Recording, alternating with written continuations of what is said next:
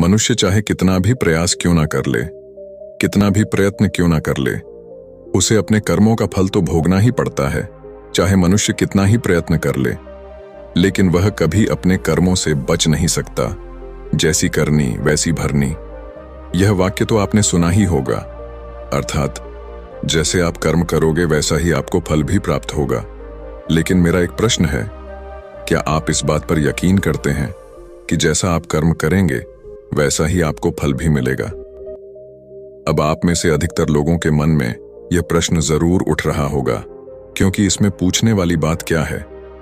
ये तो सत्य ही है कि जैसे हम कर्म करेंगे वैसा ही हमें फल भी मिलेगा। लेकिन एक बार के लिए आंखें बंद करके अपने आप से यह प्रश्न कीजिए, देखिएगा कि आपको इस प्रश्न का उत्तर स्पष्टता से नहीं मिल पाएगा। कहीं ना कहीं आपके मन में एक संशय जरूर होगा कि क्या यह बात सच है या झूठ। दोस्तों, आज इस कहानी से हम समझेंगे कर्मों का खेल। आखिर अच्छे कर्मों का फल अच्छा और बुरे कर्मों का फल बुरा कैसे होता है? बहुत समय पहले की बात है। किसी गांव में एक बहुत ही ज्ञानी पंडित रहता था। एक दिन वह अपने बचपन के दोस्त से मिलने के लिए दूसरे गांव में जा रहा था। उसका वह दोस्त बचपन से ही गूंगा और एक पैर से अपाहिज था।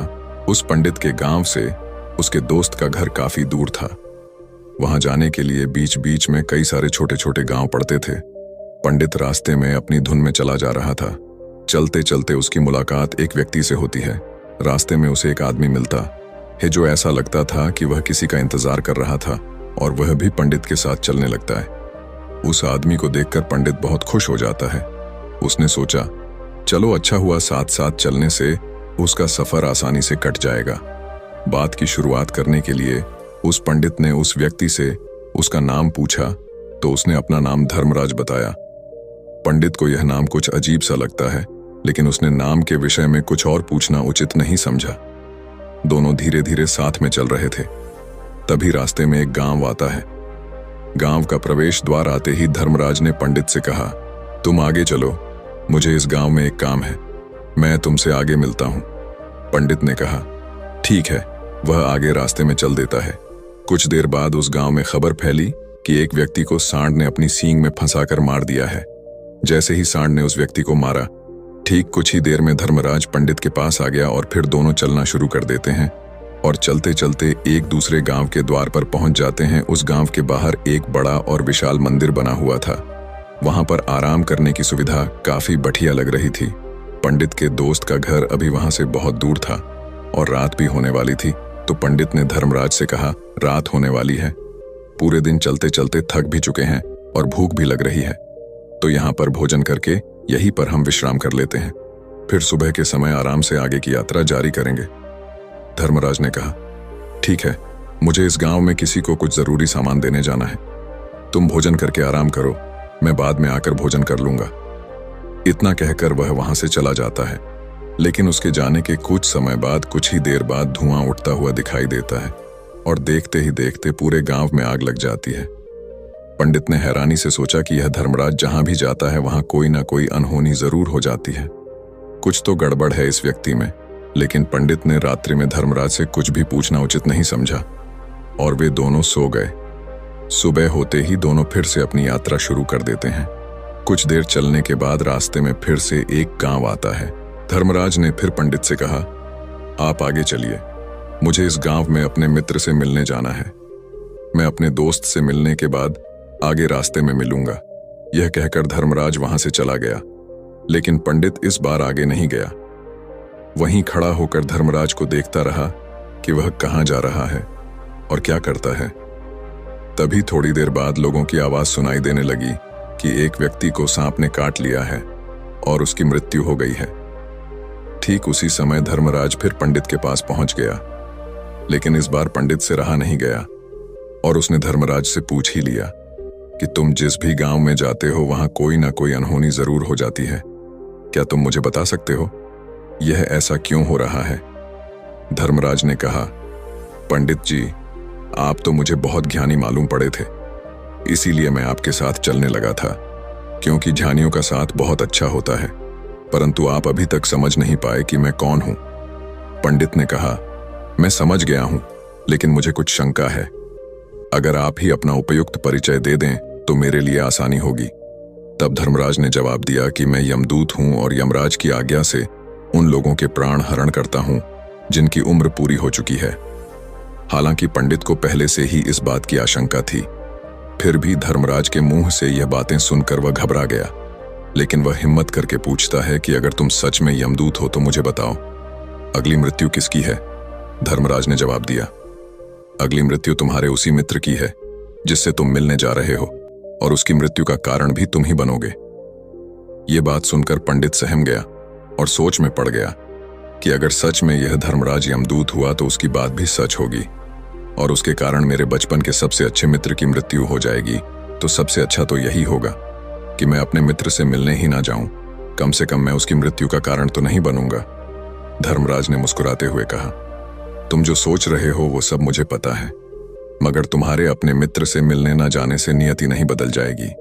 तुम्हारे मित्र की मृत्यु तो निश्चित है, और वह अगले कुछ ही पलों में घटित होने वाली है। महाकाल के मुंह से ऐसी बातें सुनकर पंडित को झटका लगा, क्योंकि महाकाल ने पंडित के मन की बातें पढ़ ली थीं, जो कि एक सामान्य व्यक्ति के लिए संभव नहीं है। अब पंडित को विश्वास हो गया कि यह धर्मराज सचमुच में यमदूत ही है। जब पंडित को यह पूर्ण विश्वास हो गया कि धर्मराज जी यमदूत हैं तो वह घबरा गया। वह अपने मित्र की मृत्यु का कारण नहीं बनना चाहता था, इसलिए वह पलटकर अपने गांव की तरफ वापस जाने लगा। लेकिन जैसे ही पंडित वापस जाने के लिए मुड़ा, उसने देखा कि उसका मित्र तेजी से उसकी तरफ चला आ रहा है, जो कि पंडित को देखकर अत्यंत प्रसन्न दिखाई पड़ रहा था। अपने मित्र के आने की गति को देखकर पंडित को ऐसा लगा कि जैसे उसका मित्र काफी देर से उसका ही पीछा कर रहा है, लेकिन वह बचपन से ही गूंगा था और एक पैर से लंगड़ा भी था। इसीलिए ना तो वह पंडित को आवाज देकर रोक पाया था और ना ही उस तक पहुंच पा रहा था। लेकिन जैसे ही वह पंडित के पास पहुंचा, अचानक ही जमीन पर गिर पड़ी और तुरंत ही उसकी मृत्यु हो गई। पंडित हक्का बक्का होकर धर्मराज की ओर देखने लगा, जैसे कि वह पूछना चाह रहा हो कि आखिर क्या हुआ। धर्मराज पंडित के मन में उठ रहे प्रश्नों को समझ गया और बोला, तुम्हारे मित्र ने पिछले गांव में ही तुम्हें देख लिया था और वे वहीं से ही तुम्हारा पीछा कर रहा था, लेकिन गूंगा और लंगड़ा होने की वजह से वह तुम तक नहीं पहुंच पाया। उसने अपनी पूरी ताकत लगाकर तुम तक पहुंचने का प्रयास किया, लेकिन बुढ़ापे में बचपन जैसी ताकत नहीं होती, इसलिए दिल का दौरा होने के कारण उसकी मृत्यु हो गई, क्योंकि वह तुमसे मिलने के लिए अपनी सीमाओं को तोड़कर तुम्हारे पीछे भाग रहा था। इसलिए अपने मित्र की मृत्यु का कारण भी तुम ही कहलाओगे। अब पंडित को पूर्णतः यह विश्वास हो गया था कि धर्मराज एक यमदूत है और उसका कार्य जीवों के प्राण हरना है। लेकिन पंडित एक ज्ञानी व्यक्ति था, वह यह भी जानता था कि मृत्यु पर किसी का वश नहीं है, सबको एक ना एक दिन मरना ही है। यही सोचकर उसने अपने आप को संभाल लिया। लेकिन अचानक ही पंडित के मन में अपनी मृत्यु के बारे में जानने की इच्छा हुई, इसलिए उसने धर्मराज से पूछा कि जब मृत्यु मेरे दोस्त की होनी थी तो तुम शुरू से ही मेरे साथ क्यों चल रहे थे? यह प्रश्न सुनकर धर्मराज जोर से हंसा और बोला, मैं तो हर पल हर क्षण सभी के साथ चलता हूं, किंतु लोग पहचान नहीं पाते, क्योंकि लोगों के पास अपनी समस्याओं के अलावा किसी और व्यक्ति, वस्तु या घटना के बारे में सोचने समझने या उसे देखने का समय ही नहीं होता। पंडित ने कहा, तो क्या तुम यह बता सकते हो कि मेरी मृत्यु कब, कहां और कैसे होगी?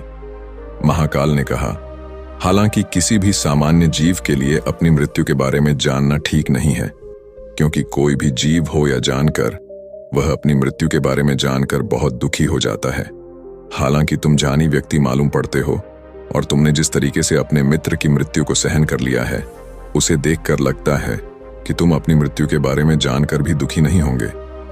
महाकाल ने कहा, तो सुनो, तुम्हारी मृत्यु आज से ठीक 6 महीने बाद आज ही के दिन किसी दूसरे राज्य में फांसी लगने से होगी, और सबसे हैरानी की बात तो ये होगी कि तुम स्वयं ही खुशी से उस फांसी को स्वीकार कर लोगे।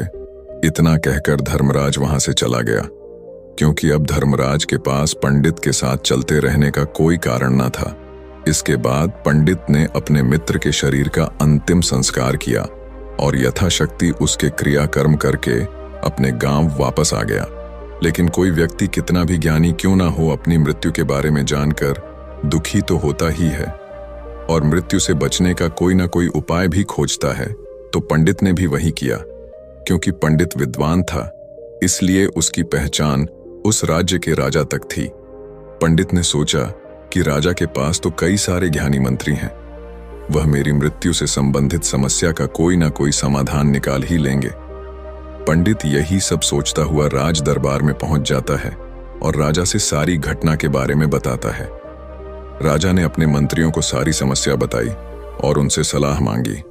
अंत में सभी ने विचार विमर्श करके कहा, अगर पंडित की बात सही है तो उसकी मृत्यु भी 6 महीने बाद ही होगी, लेकिन मृत्यु तो तब होगी जब वह किसी दूसरे राज्य में जाएगा। यदि वह किसी दूसरे राज्य में जाए ही ना तो मृत्यु ही नहीं होगी। मंत्रियों की यह सलाह राजा को भी सही लगी। इसके बाद पंडित के रहने की सारी व्यवस्था महल में ही कर दी गई और राजा के आदेश के बिना उस पंडित से किसी को भी नहीं मिलने दिया जाता था। लेकिन पंडित कहीं भी आ जा सकता था, ताकि पंडित को यह न लगे कि वह राजा की कैद में है। परंतु पंडित डर के मारे स्वयं ही कहीं आता जाता नहीं था। धीरे धीरे महीने गुजरते गए और पंडित की मृत्यु का समय नजदीक आने लगा और अंततः वह भी दिन आ गया जिस दिन पंडित की मृत्यु होनी थी। तो जिस दिन पंडित की मृत्यु होनी थी उसकी एक रात पहले पंडित डर के मारे जल्दी ही सो गया, ताकि जल्दी से वह रात बीत जाए और अगला दिन आ जाए, ताकि उसकी मृत्यु टल सके। यही सोचकर वह जल्दी सो जाता है। लेकिन पंडित को नींद में चलने की बीमारी थी और अपनी इस बीमारी के बारे में वह स्वयं ही नहीं जानता था। तो फिर राजा मंत्री या किसी वैद्य को इसके बारे में बताने का कोई प्रश्न ही नहीं उठता। पंडित अपनी मृत्यु को लेकर बहुत चिंतित था। वह पिछले कई दिनों से ठीक है, सो भी नहीं पा रहा था और नींद में चलने की बीमारी भी तभी होती है जब व्यक्ति ठीक से सो नहीं पा रहा हो। तो उस रात भी पंडित को नींद में चलने का दौरा पड़ा। वह उठा और महल से निकलकर अस्तबल में गया। क्योंकि पंडित राजा का खास मेहमान था, इसलिए किसी भी पहरेदार ने उसे नहीं रोका और ना ही किसी तरह की कोई पूछताछ की।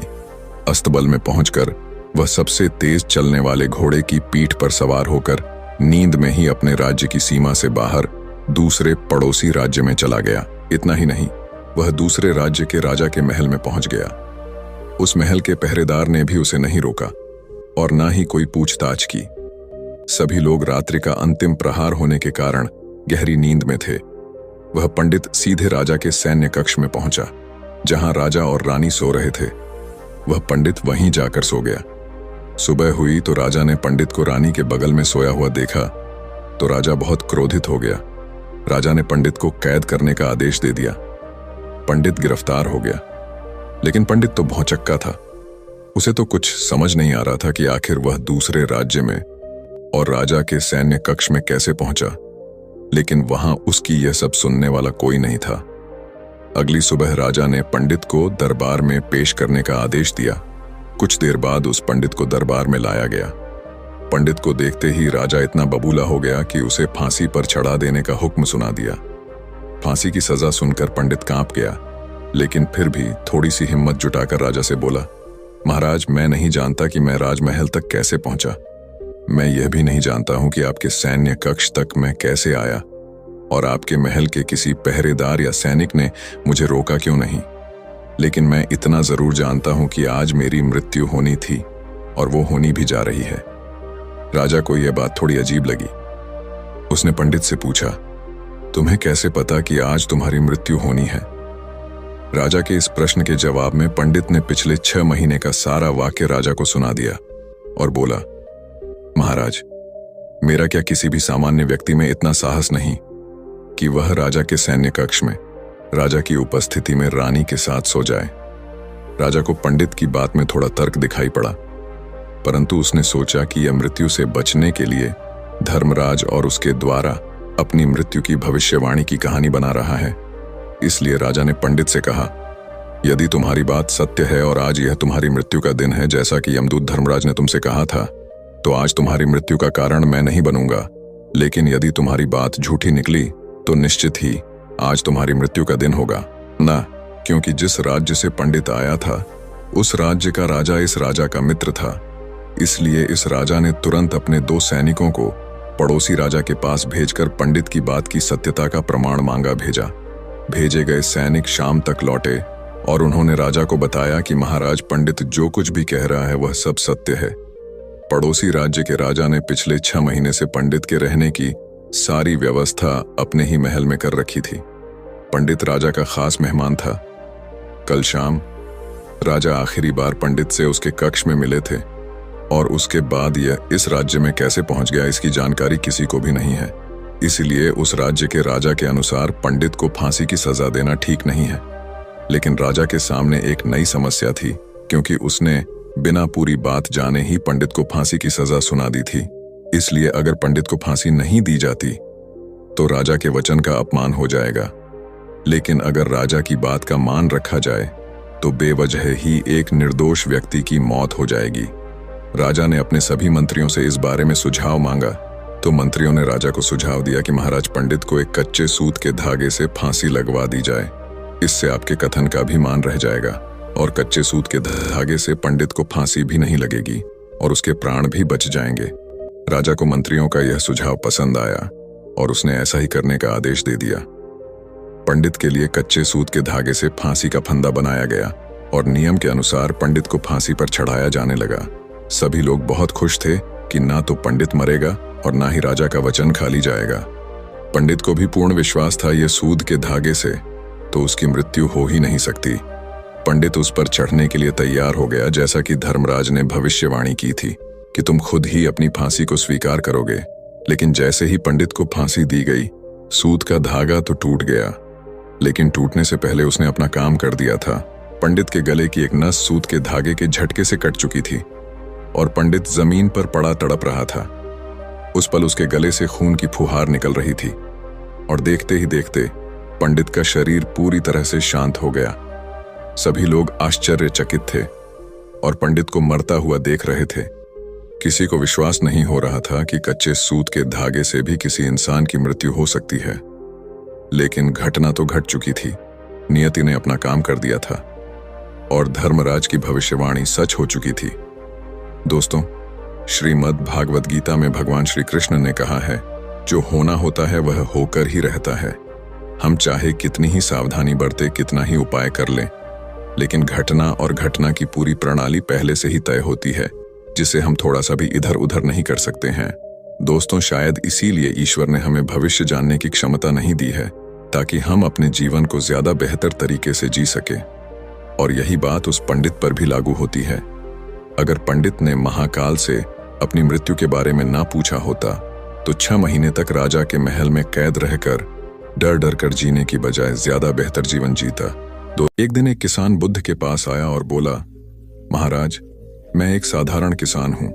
बीज बोकर, हल चलाकर अनाज उत्पन्न करता हूँ और तब उसे ग्रहण करता हूँ, किंतु इससे मेरे मन को तसल्ली नहीं मिलती। मैं कुछ ऐसा करना चाहता हूँ जिससे मेरे खेत में अमृतत्व के फल उत्पन्न हो। आप मुझे मार्गदर्शन दीजिए जिससे मेरे खेत में अमृतत्व के फल उत्पन्न होने लगें। बात सुनकर बुद्ध मुस्कुराकर बोले, भले व्यक्ति, तुम्हें अमृतत्व का फल तो अवश्य मिल सकता है, किंतु इसके लिए तुम्हें खेत में बीज न बोकर अपने मन में बीज बोने होंगे। यह सुनकर किसान हैरानी से बोला, प्रभु, आप यह क्या कह रहे हैं? भला मन के बीज बोकर भी फल प्राप्त हो सकते हैं? बुद्ध बोले, बिल्कुल हो सकते हैं, और इन बीजों से तुम्हें जो फल प्राप्त होंगे वे वाकई साधारण न होकर अद्भुत होंगे, जो तुम्हारे जीवन को भी सफल बनाएंगे और तुम्हें नेकी की राह दिखाएंगे। किसान ने कहा, प्रभु, तब तो मुझे अवश्य बताइए कि मैं मन में बीज कैसे बोऊं? बुद्ध बोले, तुम मन में विश्वास के बीज बो, विवेक का हल चलाओ, ज्ञान के जल से उसे सींचो और उसमें नम्रता का उर्वरक डालो। इससे तुम्हें अमृतत्व का फल प्राप्त होगा। उसे खाकर तुम्हारे सारे दुख दूर हो जाएंगे और तुम्हें असीम शांति का अनुभव होगा। बुद्ध से अमृतत्व के फल की प्राप्ति की बात सुनकर किसान की आंखें खुल गईं। वह समझ गया कि अमृतत्व का फल सद्विचारों के द्वारा ही प्राप्त किया जा सकता है। गौतम बुद्ध किसी उपवन में विश्राम कर रहे थे। तभी बच्चों का एक झुंड आया और पेड़ पर पत्थर मारकर आम गिराने लगा। एक पत्थर बुद्ध के सर पर लगा और उससे खून बहने लगा। बुद्ध की आंखों में आंसू आ गए। बच्चों ने देखा तो भयभीत हो गए। उन्हें लगा कि अब बुद्ध उन्हें भला बुरा कहेंगे। बच्चों ने उनके चरण पकड़ लिए और उनसे क्षमा याचना करने लगे। उनमें से एक बच्चे ने कहा, हमसे बड़ी भूल हो गई है, मेरी वजह से आपको पत्थर लगा और आपके आंसू आ गए। इस पर बुद्ध ने कहा, बच्चों, मैं इसलिए दुखी हूं कि तुमने आम के पेड़ पर पत्थर मारा तो पेड़ ने बदले में तुम्हें मीठे फल दिए, लेकिन मुझे मारने पर मैं तुम्हें सिर्फ भय दे सका। एक बार भगवान बुद्ध अपने अनुयायियों के साथ किसी गांव में उपदेश देने जा रहे थे। उस गांव से पूर्व ही मार्ग में उन लोगों को जगह जगह बहुत सारे गड्ढे खुदे हुए मिले। बुद्ध के एक शिष्य ने उन गड्ढों को देखकर जिज्ञासा प्रकट की, आखिर इस तरह के गड्ढे खुदे होने का तात्पर्य क्या है? बुद्ध बोले, पानी की तलाश में किसी व्यक्ति ने इतने गड्ढे खोदे हैं। यदि वह धैर्यपूर्वक एक ही स्थान पर गड्ढा खोदता तो उसे पानी अवश्य मिल जाता, पर वह थोड़ी देर गड्ढा खोदता और पानी न मिलने पर दूसरा गड्ढा खोदना शुरू कर देता। व्यक्ति को परिश्रम करने के साथ धैर्य भी रखना चाहिए। एक बार भगवान बुद्ध भिक्षा के लिए एक किसान के यहां पहुंचे। तथागत को भिक्षा के लिए आया देखकर किसान उपेक्षा से बोला, श्रमण, मैं हल जोतता हूं और तब खाता हूं। तुम्हें भी हल जोतना और बीज बोना चाहिए और तब खाना खाना चाहिए। बुद्ध ने कहा, महाराज, मैं भी खेती ही करता हूं। इस पर किसान को जिज्ञासा हुई। बोले, गौतम, मैं न तुम्हारा हल देखता हूं, न बैल और न खेती के स्थल। तब आप कैसे कहते हैं कि आप भी खेती ही करते हैं? आप कृपया अपनी खेती के संबंध में समझाइए। बुद्ध ने कहा, महाराज, मेरे पास श्रद्धा का बीज, तपस्या रूपी वर्षा, प्रजा रूपी जोत और हल है, पाप भीरुता का दंड है, विचार रूपी रस्सी है, स्मृति और जागरूकता रूपी हल की फाल और पेनी है। मैं वचन और कर्म में संयत रहता हूं। मैं अपनी इस खेती को बेकार, घास से मुक्त रखता हूं और आनंद की फसल काट लेने तक प्रयत्नशील रहने वाला हूं। अप्रमाद मेरा बैल है जो बाधाएं देखकर भी पीछे मुंह नहीं मोड़ता है। वह मुझे सीधा शांति धाम तक ले जाता है। इस प्रकार मैं अमृत की खेती करता हूं। एक बार बुद्ध से मल्लुक्य पुत्र ने पूछा, भगवान, आपने आज तक यह नहीं बताया कि मृत्यु के उपरांत क्या होता है। उसकी बात सुनकर बुद्ध मुस्कुराए। फिर उन्होंने उससे पूछा, पहले मेरी एक बात का जवाब दो। अगर कोई व्यक्ति कहीं जा रहा हो और अचानक कहीं से आकर उसके शरीर में एक विषबुझा बाण घुस जाए तो उसे क्या करना चाहिए?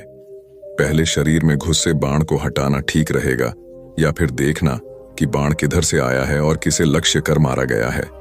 मल्लु के पुत्र ने कहा, पहले तो शरीर में घुसे बाण को तुरंत निकालना चाहिए, अन्यथा विष पूरे शरीर में फैल जाएगा। बुद्ध ने कहा, बिल्कुल ठीक कहा तुमने। अब यह बताओ कि पहले इस जीवन के दुखों के निवारण का उपाय किया जाए या मृत्यु की बाद की बातों के बारे में सोचा जाए? मल्लुक के पुत्र अब समझ चुका था और उसकी जिज्ञासा शांत हो गई। एक दिन एक व्यक्ति बुद्ध के पास पहुंचा। वह बहुत अधिक तनाव में था।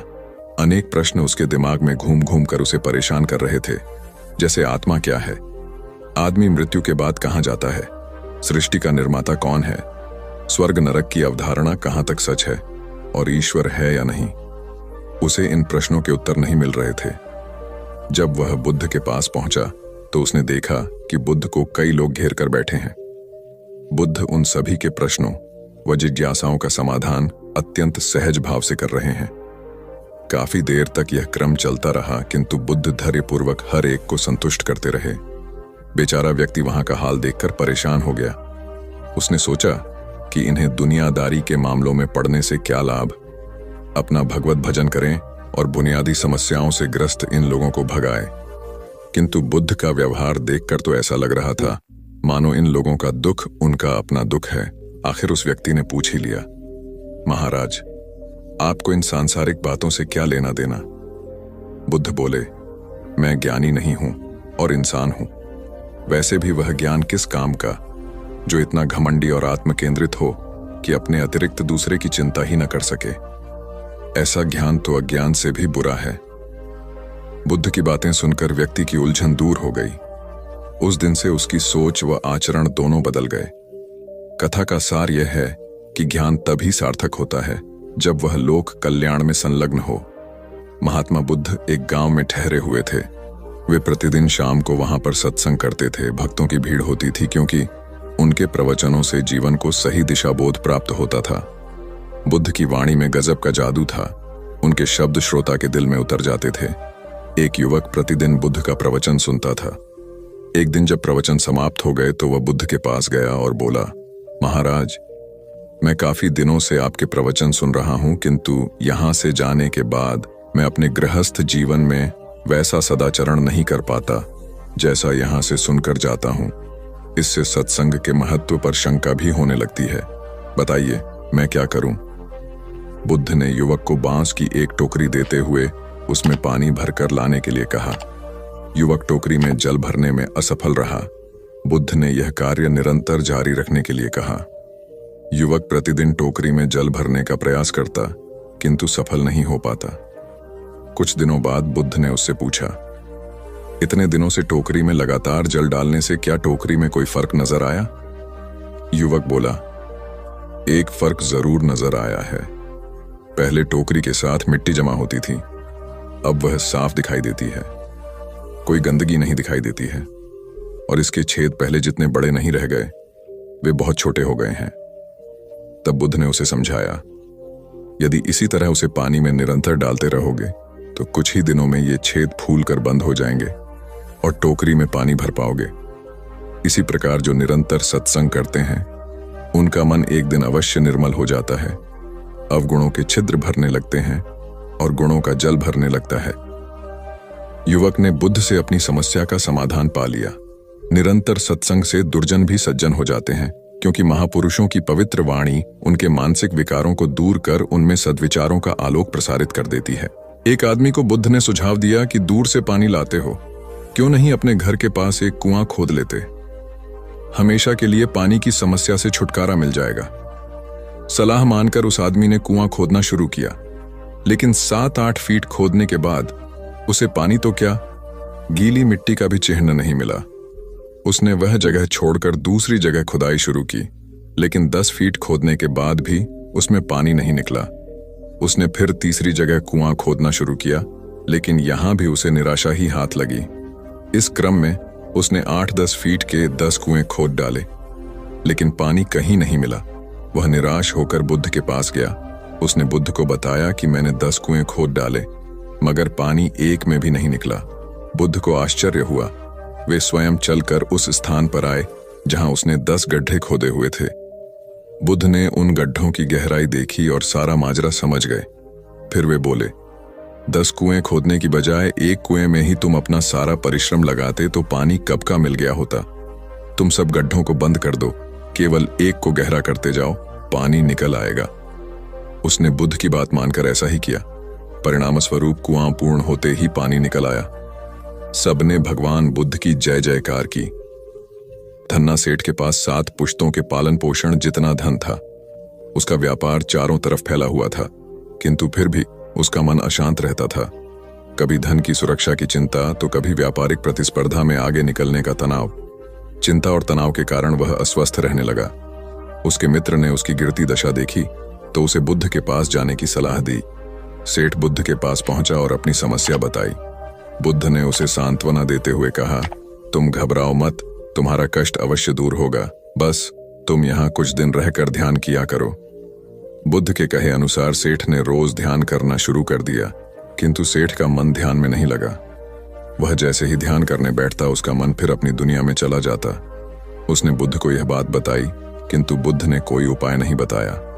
थोड़ी देर बाद जब सेठ बुद्ध के साथ वन में सायंकालीन भ्रमण कर रहा था तो उसके पैर में एक कांटा चुभ गया। वह दर्द के मारे कराहने लगा।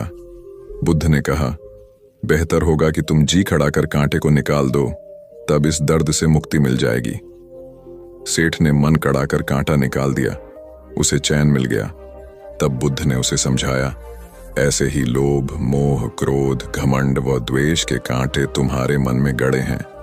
जब तक अपने मन की संकल्प शक्ति से उन्हें नहीं निकालोगे, अशांत ही रहोगे। सेठ का अज्ञान बुद्ध के इन शब्दों से दूर हो गया और उसने निर्मल हृदय की राह पकड़ ली। अपनी कुप्रवृत्तियों से मुक्ति के लिए संकल्पबद्धता अनिवार्य है। जब तक व्यक्ति दृढ़ निश्चय न कर ले, वह अपनी गलत आदतों से मुक्त नहीं हो सकता। एक युवक ने बुद्ध से आकर कहा, मेरा गांव अशिक्षित है। मैं अपने परिवार से झगड़कर थोड़ा बहुत पढ़ पाया हूं।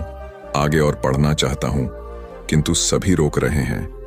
घर के लोग सोचते हैं कि खेती में खूब पैसा है और उसके लिए किसी शिक्षा की आवश्यकता नहीं है।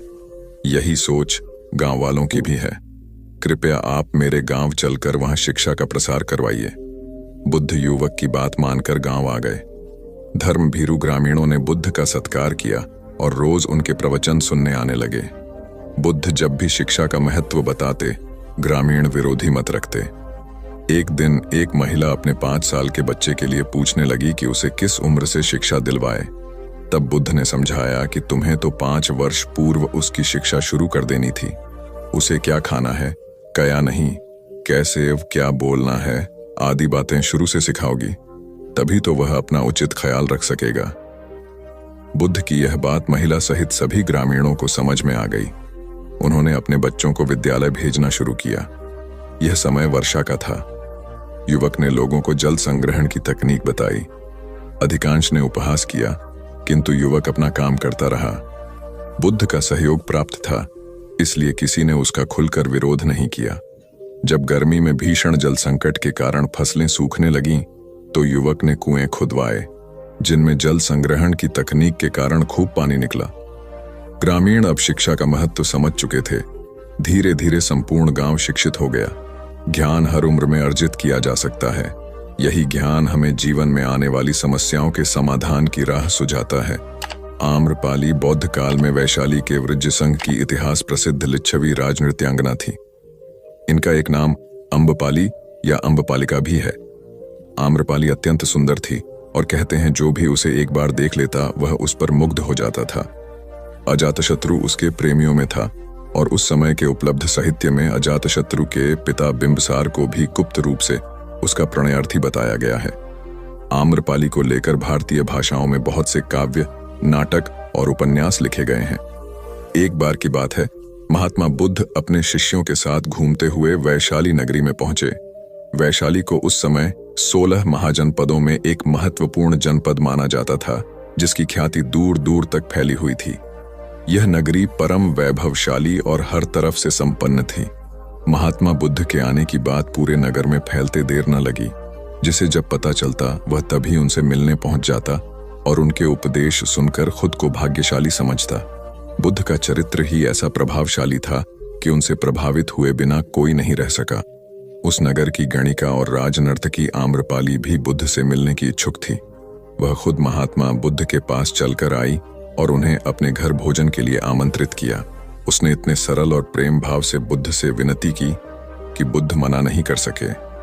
जब यह बात उनके शिष्यों को पता चला कि महात्मा बुद्ध ने एक गणिका का आमंत्रण स्वीकार किया है, तो सबने इसका विरोध किया।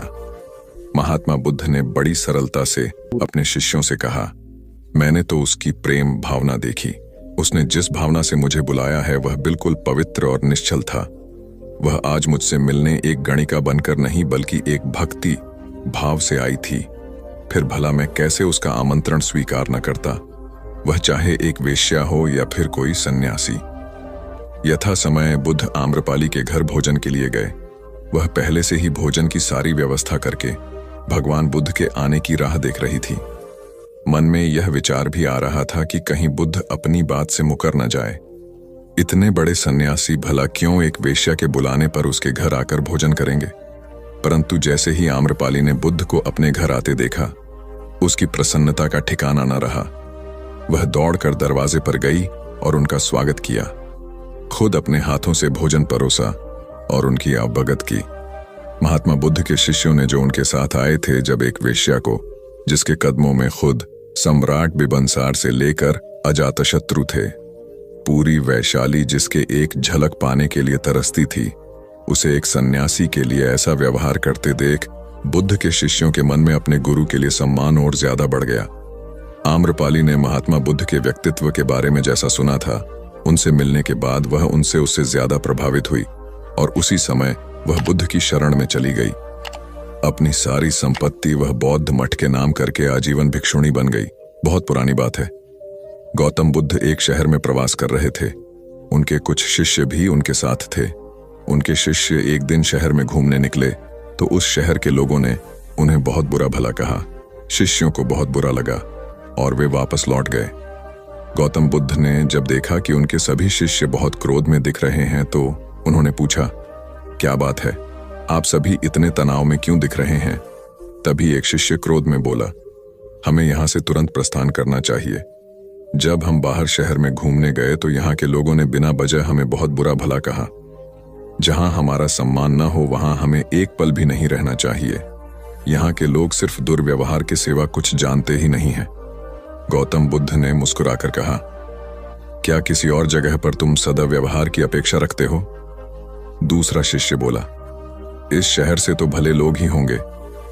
तब गौतम बुद्ध बोले, किसी जगह को सिर्फ इसलिए छोड़ देना गलत होगा कि वहां के लोग दुर्व्यवहार करते हैं। हम तो संत हैं, हमें तो कुछ ऐसा करना चाहिए कि जिस स्थान पर भी जाएं, उस स्थान को तब तक न छोड़े जब तक अपनी अच्छाइयों से वहां के लोगों को सुधार न दें। हम जिस भी स्थान पर जाएं, वहां के लोगों का कुछ न कुछ भला करके ही वापस लौटें। हमारे अच्छे व्यवहार के बाद वह कब तक बुरा व्यवहार करेंगे? आखिर में उन्हें सुधरना ही होगा। वास्तविकता में संतों का कार्य तो ऐसे लोगों को सुधारना ही होता है। सही चुनौती वो है जब हम विपरीत परिस्थितियों में खुद को साबित कर सकें। ये सभी बातें सुनकर बुद्ध के प्रिय शिष्य आनंद ने प्रश्न किया, उत्तम व्यक्ति किसे कहते हैं? इस पर बुद्ध ने जवाब दिया, जिस प्रकार युद्ध में बढ़ता हुआ हाथी चारों तरफ के तीर सहते हुए भी आगे बढ़ता जाता है, ठीक उसी तरह उत्तम व्यक्ति भी दूसरों के अपशब्दों को सहते हुए अपना कार्य करता रहता है। खुद को वश में करने वाले प्राणी से उत्तम कोई और नहीं हो सकता। गौतम बुद्ध की बात शिष्यों को अच्छी तरह से समझ में आ गई और उन्होंने वहां से जाने का इरादा त्याग दिया। एक बार गौतम बुद्ध से अभय राजकुमार ने प्रश्न किया कि क्या श्रमण गौतम कभी कठोर वचन कहते हैं? उसने सोच रखा था कि नहीं कहने पर वह बताएगा कि एक बार उन्होंने देवदत्त को नरकगामी कहा था, और यदि हां कहे तो उसने पूछा, जा सकता है कि जब आप कठोर शब्दों का प्रयोग करने से स्वयं को रोक नहीं पाते, तब दूसरों को ऐसा उपदेश कैसे देते हैं? बुद्ध ने अभय के प्रश्न का आशय जान लिया। उन्होंने कहा, इसका उत्तर न तो हां में दिया जा सकता है और न नहीं में। अभय की गोद में उस समय एक छोटा बालक था। उसकी ओर इशारा करते हुए बुद्ध ने पूछा, राजकुमार, यदि दाई के अनजाने में यह बालक अपने मुख में कांट का टुकड़ा डाल ले, तब तुम क्या करोगे? मैं उसे निकालने का प्रयास करूंगा। यदि वह आसानी से ना निकल सकता हो तो बाएं हाथ से उसका सिर पकड़कर दाहिने हाथ की उंगली को टेढ़ा करके उसे निकालूंगा। यदि खून निकलने लगे तो भी मेरा यही प्रयास रहेगा कि वह कांट का टुकड़ा किसी न किसी तरह बाहर निकल आए। ऐसा क्यों? इसलिए कि भंते, इसके प्रति मेरे मन में अनुकंपा है। राजकुमार, ठीक इसी तरह तथागत जिस वचन के बारे में जानते हैं कि यह मिथ्या या अनर्थकारी है और उससे दूसरों के हृदय को ठेस पहुंचती है, तब उसका वे कभी उच्चारण नहीं करते।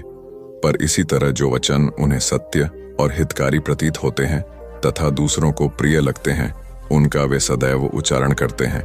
इसका कारण यही है कि तथागत के मन में सभी प्राणियों के प्रति अनुकंपा है। एक बार वैशाली के बाहर जाते धम्म प्रचार के लिए जाते हुए गौतम बुद्ध ने देखा कि कुछ सैनिक तेजी से भागती हुई एक लड़की का पीछा कर रहे हैं। वह डरी हुई लड़की एक कुएं के पास जाकर खड़ी हो गई। वह हाँफ रही थी और प्यासी भी थी। बुद्ध ने उस बालिका को अपने पास बुलाया और कहा कि वह उनके लिए कुएं से पानी निकाले, स्वयं भी पिए और उन्हें भी पिलाए। इतनी देर में सैनिक भी वहां पहुंच गए। बुद्ध ने उन सैनिकों को हाथ के संकेत से रुकने को कहा। उनकी बात पर वह कन्या कुछ झेंपती हुई बोली, महाराज, मैं एक अछूत कन्या हूं। मेरे कुएं से पानी निकालने पर जल दूषित हो जाएगा। बुद्ध ने उससे फिर कहा, पुत्री, बहुत जोर की प्यास लगी है, पहले तुम पानी पिलाओ। इतने में वैशाली नरेश भी वहां आ पहुंचे। उन्हें बुद्ध को नमन किया और सोने के बर्तन में केवड़े और गुलाब का सुगंधित पानी पेश किया। बुद्ध ने उसे लेने से इनकार कर दिया। बुद्ध ने एक बार फिर बालिका से अपनी बात कही। इस बार बालिका ने साहस बटोरकर कुएं से पानी निकलकर स्वयं भी पिया और गौतम बुद्ध को भी पिलाया। पानी पीने के बाद बुद्ध ने बालिका से भय का कारण पूछा। कन्या ने बताया, मुझे संयोग से राजा के दरबार में गाने का अवसर मिला था। राजा ने मेरा गीत सुन मुझे अपने गले की माला पुरस्कार में दी, लेकिन उन्हें किसी ने बताया कि मैं अछूत कन्या हूं। यह जानते ही उन्होंने अपने सिपाहियों को मुझे कैद खाने में डाल देने का आदेश दिया। मैं किसी तरह उनसे बचकर यहां तक पहुंची थी। इस पर बुद्ध ने कहा, सुनो राजन, यह कन्या अछूत नहीं है। आप अछूत हैं। जिस बालिका के मधुर कंठ से निकले गीत का आपने आनंद उठाया, उसे पुरस्कार दिया, वह अछूत हो ही नहीं सकती। गौतम बुद्ध के सामने वह राजा लज्जित ही हो सकते थे। भगवान बुद्ध देव और मनुष्यों के शास्त्र थे, परंतु सबसे पहले वह मनुष्य थे। मनुष्य बढ़कर देवता बनता है, यह प्राचीन मान्यता थी। आज भी हम मनुष्यत्व के ऊपर देवत्व की बात करते हैं, परंतु बुद्ध ने इस क्रम को पलट दिया। उन्होंने कहा, यह जो मनुष्यता है वही देवताओं का सुगति प्राप्त करना कहलाती है। देवता जब सुगति प्राप्त करता है तब वह मनुष्य बनता है। देवताओं में विलास है, राग, द्वेष, ईर्ष्या और मोह भी वहां है। निर्वाण की साधना वहां नहीं हो सकती। इसके लिए देवताओं को मनुष्य बनना पड़ता है। मनुष्यों में ही देव पुरुष का आविर्भाव होता है, जिनको देवता नमस्कार करते हैं। मानवता धर्म का उपदेश देने वाले बुद्ध स्वयं मानवता के जीते जागते रूप थे।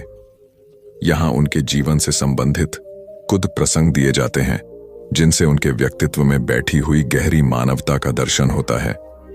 भगवान का परिनिर्वाण होने वाला है। रात का पिछला पहर है। भिक्षु उनकी शैया को घेरे बैठे हैं। बुद्ध उन्हें उपदेश दे रहे हैं, कह रहे हैं, भिक्षुओं, बुद्ध, धर्म और संघ के विषय में कुछ शंका हो तो पूछ लो। पीछे मलाल मत करना कि भगवान हमारे सामने थे, पर हम उनसे कुछ पूछ ना सके। कोई शिष्य नहीं बोलता। भगवान 3 बार कहते हैं, पर कोई भिक्षु कुछ पूछने को नहीं उठता। भगवान को शंका होती है कि कहीं वे उनके गौरव का विचार करके पूछने में संकोच तो नहीं कर रहे। इसलिए वह कहते हैं, शायद भिक्षुओं, तुम मेरे गौरव के कारण नहीं पूछ रहे। जैसे मित्र मित्र से पूछता है, वैसे तुम मुझसे पूछो। बुद्ध अपने शिष्यों की समान भूमिका पर आ जाते हैं। उनकी यह विनम्रता मनुष्य धर्म की आधार भूमि है। बुद्ध ने अपने को भिक्षुओं का कल्याण मित्र कहा है, जो उनकी मानवीय सहृदयता और विनम्रता को सूचित करता है। एक दूसरा दृश्य भी उसी समय का है। चंद करमार पुत्र के यहाँ बुद्ध ने अंतिम भोजन किया था। उसके बाद ही उन्हें खून गिरने की कड़ी बीमारी हो गई थी, जो उनके शरीरांत का कारण बनी। बुद्ध को उसके हृदय का बड़ा ध्यान था। भक्त उपासक को यह अफसोस हो सकता था कि उसका भोजन करके ही भगवान का शरीर छूट गया। इसलिए आखिरी सांस लेने से पहले उन्होंने आनंद को आदेश दिया, आनंद, चंद करमार पुत्र की इस चिंता को दूर करना और कहना, आयुष्मान, तूने बड़ा लाभ कमाया कि मेरे भोजन को करके तथागत परिनिर्वाण को प्राप्त हुए। जिसके हृदय में अगाध करुणा थी, वह ऐसा क्यों न कहता। जिस रात को बुद्ध का परिनिर्वाण हुआ, आधी रात के समय सुभद्र नाम का एक परिव्राजक आया। उसके मन में कुछ शंकाएं थीं। आनंद ने उसे यह कहकर रोक दिया, उन्हें हैरान मत करो, वह थके हुए हैं। भगवान ने आनंद की बात सुन ली। उन्होंने आनंद से कहा, नहीं आनंद, सुभद्र को मना मत करो, मेरे पास आने दो। वह परम ज्ञान की इच्छा से पूछना चाहता है, हैरान करने की उसकी इच्छा नहीं है। पूछने पर जो मैं उसे कहूंगा वह उसे जल्दी ही समझ लेगा। मध्य रात्रि में, उस अवस्था में सुभद्र की तथागत से उपदेश सुनने का सौभाग्य मिल गया। एक बड़ी दुखियारी स्त्री थी। पति, पुत्र, परिवार सब उसका नष्ट हो गया था। मारे दुख के वह पागल हुई फिरती थी। कपड़े पहनने का भी उसे होश न था। उसका नाम पटाचार था। एक दिन घूमते हुए वह बुद्ध के पास जैतवन आराम में आ गई। उस नंगी स्त्री को देखकर लोगों ने कहा, यह पागल है, इसे इधर मत आने दो। बुद्ध ने कहा, इसे मत रोको। जैसे ही वह पास आई, बुद्ध ने कहा, भगिनी, स्मृति लाभ कर। स्त्री को कुछ होश आया। लोगों ने उस पर कपड़े डाल दिए, जिन्हें उसने ओढ़ लिया। स्त्री फूट फूट कर रोने लगी। बुद्ध ने अपने उपदेशामृत से उसके शोक को दूर कर दिया। बुद्ध का एक भिक्षु शिष्य था, वक्कली। वह एक बार बीमार पड़ गया। उसने अपने एक साथी भिक्षु के द्वारा भगवान का दर्शन करने की अपनी इच्छा उन तक पहुंचवाई। भगवान उसकी इच्छा पूरी करने उसके पास गए। दूर से भगवान को आता देखकर वक्कली उनका सम्मान करने और उनको आसन देने के लिए चारपाई से उठने की चेष्टा करने लगा। भगवान ने उसे यह कहकर रोक दिया कि अलग आसन तैयार है, उसके हिलने डुलने की आवश्यकता नहीं है, और वह बिछे आसन पर बैठ गए। वक्कली ने उसकी वंदना करते हुए कहा, आपके दर्शन की मेरी बड़ी इच्छा थी, आपने कृपा करके उसे पूरा कर दिया। बुद्ध ने कोमल स्वर में कहा, वक्कली शांत हो जा, तेरी जैसी गंदी काया है वैसी ही मेरी है। वक्कली, इस गंदी काया को देखने से क्या लाभ? जो धर्म को देखता है वह मुझे देखता है। जो मुझे देखता है वह धर्म को देखता है। भगवान बुद्ध गृहस्थों के प्रति बड़ी सहानुभूति रखते थे। एक बार सुप्रवासा नामक स्त्री के बच्चा होने वाला था और वह असहा वेदना से पीड़ित थी। उसने अपने पति के द्वारा बुद्ध के चरणों में प्रणाम अर्पित करवाया। भगवान ने उसे आशीर्वाद देते हुए कहा, कोलिय पुत्री सुप्रवास, सुखी हो जाए, चंगी हो जाए। सुखी और चंगी होकर बिना किसी कष्ट के वह पुत्र प्रसव करे। ब्राह्मणों के साथ भी उनकी पूरी सहानुभूति थी, जैसे कि विश्व के सभी प्राणियों के साथ उनकी पूरी सहानुभूति थी। बावरी नामक ब्राह्मण के एक शिष्य ने जब अपने गुरु की ओर से भगवान के चरणों में प्रणाम निवेदन किया तो भगवान ने आशीर्वाद देते हुए कहा, शिष्यों सहित बावरी ब्राह्मण सुखी हो। माणवक, तुम भी सुखी हो, चिरजीवी हो। बुद्ध के पास छोटा बड़ा जो भी जाता था वह उससे कहते थे, आओ तुम्हारा स्वागत है। भगवान अपनी अंतिम यात्रा में पावा और कुसीनारा के बीच जा रहे थे। रास्ते में उन्हें पुक्कुस मल्लपुत्र नामक व्यापारी मिला। उसने उन्हें एक दुशाला भेंट किया, परंतु भगवान उसे अकेले कैसे आंटते, वह अपने शिष्य आनंद को सम्मानित करना चाहते थे। उन्होंने कहा, पुक्कुस, दुशाले के एक भाग को मुझे ओढ़ा दे, दूसरे को आनंद को। पुक्कुस ने ऐसा ही किया। भूल करने वालों के प्रति भी बुद्ध की अनुकंपा का पार न था। एक बार एक ब्राह्मण ने भगवान को वेरंजा में वर्षावास करने का निमंत्रण दिया। भगवान वहां गए, लेकिन वह ब्राह्मण बहुधंधी था। उसने उनकी कुछ भी सुध बुद्ध नहीं ली। बुद्ध को बड़ा कष्ट हुआ। उन्हें 3 महीने तक कुटा हुआ जौ रोज खाना पड़ा, क्योंकि उस समय वेरंजा में अकाल पड़ रहा था और वह भी उनको और उनके शिष्यों को घोड़ों के व्यापारियों से मिलता था। इतना होने पर भी वर्षावास की समाप्ति पर भगवान बुद्ध अन्यत्र जाने से पूर्व वेरंजा जाकर ब्राह्मण को आशीर्वाद देना नहीं भूले। भगवान बुद्ध के जीवन में ऐसी अनंत घटनाएं मिलती हैं। उनमें हमें उनकी मानवता के दर्शन होते हैं। उनके जीवन में कोमलता की पराकाष्ठा थी और उनकी वाणी में अपर्वु माधुर्य था जो सबको अपनी ओर खींचता था। उनके मुंह से क्रोध भरा शब्द कभी नहीं निकलता था। वह मनुष्य थे, परंतु मनुष्य की दुर्बलताओं से ऊपर उठ चुके थे। उनके व्यक्तित्व में मानवता की शुभ ज्योत्सना धर्म की स्थिति बनकर चमकी। महात्मा बुद्ध एक बार एक गांव से गुजरे। वहां के कुछ लोग उनसे शत्रुता रखते थे।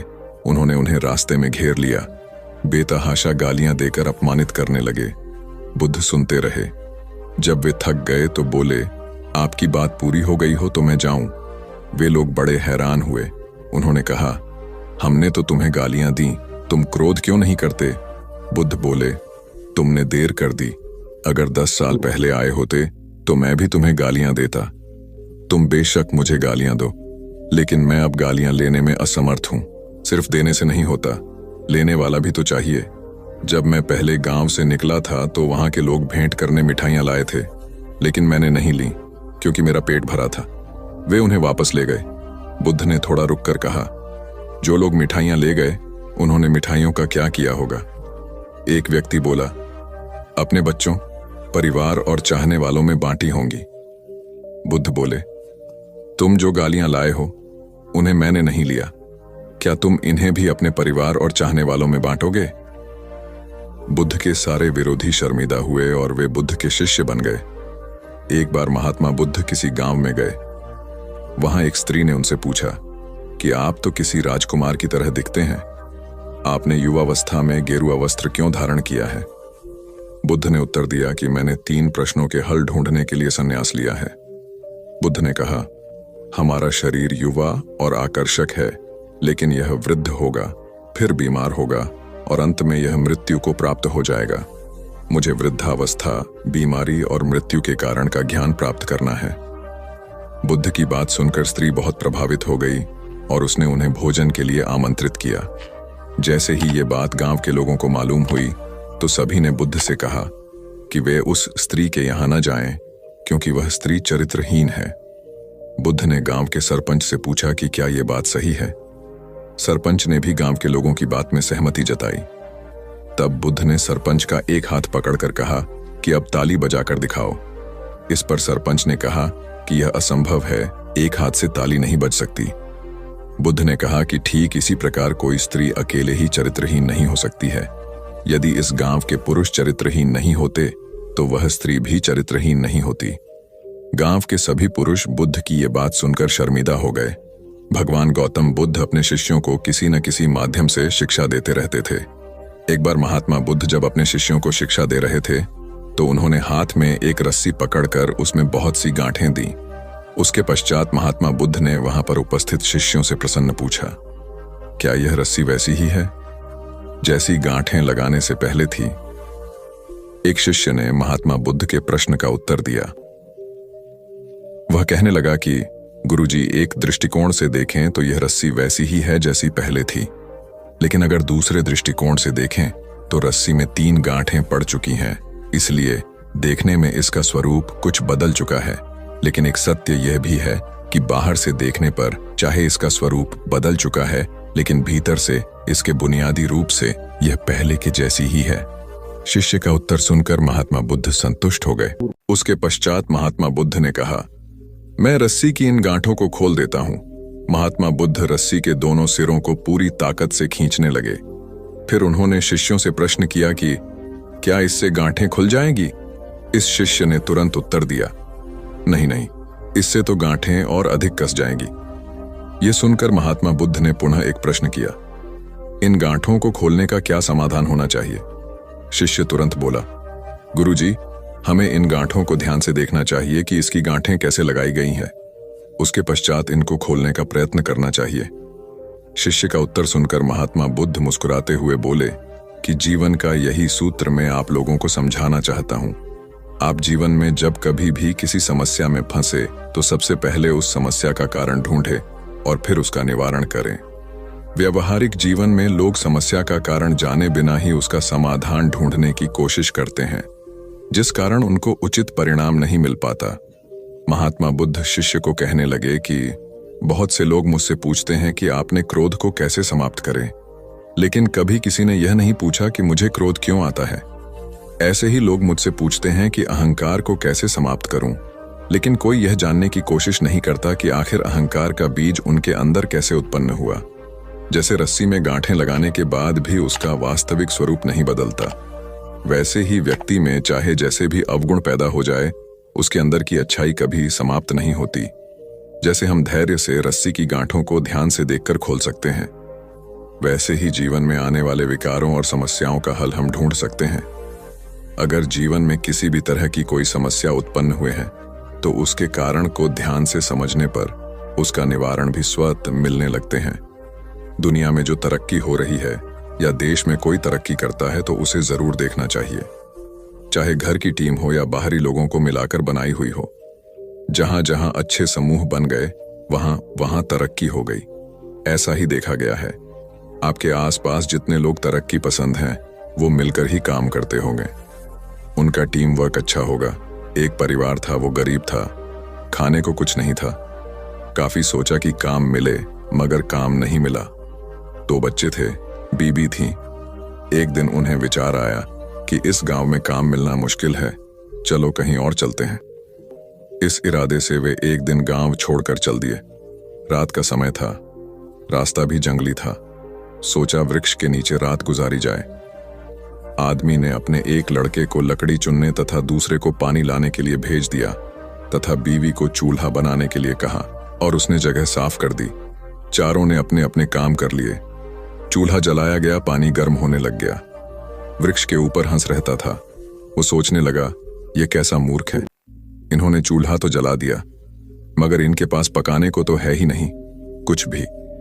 हंस ने उनसे पूछा, तुम्हारे पास पकाने को क्या है? वो आदमी बोला, तुझे मार के खाएंगे। हंस बोला, मुझे क्यों मारोगे? आदमी बोला, हमारे पास न पैसा है और न ही सामान, तो क्या करें? हंस सोच में पड़ गया।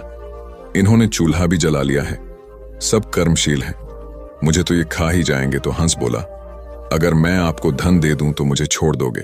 घर का स्वामी बोला, हाँ छोड़ देंगे। हंस कहने लगा, मेरे साथ चलो, मैं तुम्हें धन देता हूं। हंस उनको थोड़ी दूर ले गया और चोंच से इशारा किया और कहा कि यहां से निकाल लो। उन्होंने गड्ढा खोदा और वहां से धन निकाल लिया। हंस का धन्यवाद करके वापस अपने गांव आ गए और एक ही दिन में खूब मौज से रहने लग गए। अब उनके घर में किसी चीज की कमी नहीं थी। पड़ोसी ने देखा कि इस परिवार के पास ऐसी कौन सी चीज आ गई जो इनके पास इतना कुछ आ गया। उसने छोटे लड़के को बुलाकर सारी बात पूछ ली कि पैसा कहाँ से आया है। उनके भी 2 बच्चे थे, उन्होंने भी ऐसी योजना बनाई और चल दिए। उन्होंने उसी वृक्ष के नीचे डेरा लगा लिया। आदमी ने अपने बड़े लड़के को कहा, लकड़ी लाओ, तथा छोटे लड़के को पानी लाने के लिए कहा, परंतु दोनों आनाकानी करने लगे। बीबी ने भी कहा कि मैं थक चुकी हूं। जैसे जैसे पानी लकड़ी इकट्ठी हो गई और पानी गर्म होने लगा, हंस फिर आया और बोला, तुम्हारे पास खाने को तो नहीं है, तो फिर पानी गर्म कर रहे हो। आदमी बोला, तुझे मारकर खाएंगे। हंस मुस्कुरा उठा और बोला, मारने वाले तो 3 दिन पहले आए थे। तुम अपना समय खराब मत करो, घर जाओ, तुम मुझे क्या मरोगे। तुम तो आपस में ही लड़ रहे हो। जिन्होंने दूसरों को जितना होता है वे खुद नहीं लड़ते। संसार का नियम भी ऐसा ही है। जिन लोगों ने तरक्की करनी है वे मिलकर चलते हैं, और आज भी संसार में उनका ही बोल बाला है। जो आपसी तालमेल में रहते हैं वे ही समाज रूपी हंस को जीत सकते हैं। एक बार अकबर ने बीरबल से कहा, मुझे परमात्मा दिखा दो। राजा का हुक्म था। बीरबल बहुत परेशान था कि परमात्मा को कैसे राजा को दिखाए। इसी विचार को लेकर बीरबल छुट्टी पर चला गया और उदास रहने लगा। एक दिन परिवार में चर्चा हुई। उदासी का कारण पूछा गया तो बीरबल ने बता दिया कि राजा ईश्वर के दर्शन करना चाहते हैं। बीरबल का बेटा बोला, कल सुबह मुझे आप साथ ले जाएं, मैं अपने आप राजा को दर्शन करा दूंगा। दूसरे दिन सुबह बीरबल और लड़का दरबार में पहुंचे और राजा को कहा, मेरा लड़का आपके प्रश्न के उत्तर का समाधान करेगा। राजा ने सोचा, यह लड़का क्या समाधान करेगा। लड़का बोला, इस वक्त मैं आपका गुरु हूं, मुझे उचित स्थान दिया जाए। राजा ने सोचा, बात तो ठीक कह रहा है, मैंने तो प्रश्न किया है, समाधान करने वाला गुरु समान होता है। राजा ने लड़के के लिए अपने साथ थोड़ा ऊंचा स्थान दिया। लड़का बोला, महाराज एक दूध का कटोरा मंगाओ। राजा ने दूध का कटोरा मंगाया। लड़का बोला, महाराज इस दूध में घी है। राजा बोला, हाँ है। लड़का बोला, पहले मुझे आप उसका दर्शन कराओ। राजा बोला, तू मूर्ख है, घी के दर्शन ऐसे थोड़े होते हैं। पहले दूध को गर्म करना पड़ता है, फिर उसकी दही जमाना पड़ता है, फिर उसको मघानी में रिड़का जाता है, फिर मक्खन निकलता है, फिर उसे गर्म गर्म कढ़ाई में डाला जाता है, फिर उसकी मैल निकाली जाती है, तब जाकर घी के दर्शन होते हैं। ऐसे ही थोड़े दर्शन होते हैं। लड़का बोला, यही उत्तर है आपके प्रश्न का। पहले इंसान को तपना पड़ता है, फिर उसको जमना पड़ता है, फिर उसको साधना करनी पड़ती है, फिर उसको ज्ञान की अग्नि में तपना होता है, फिर उस ईश्वर के दर्शन होते हैं। अकबर समझ गया और बोला, तू वाकई ही मेरा गुरु है। ईश्वर को जानने के लिए बहुत कुछ करना पड़ता है। वैसे हर आत्मा में ईश्वर का अंश है और उसी को ईश्वर का रूप समझना चाहिए, तभी सुख की प्राप्ति होती है। यह भी संसार का एक नियम है।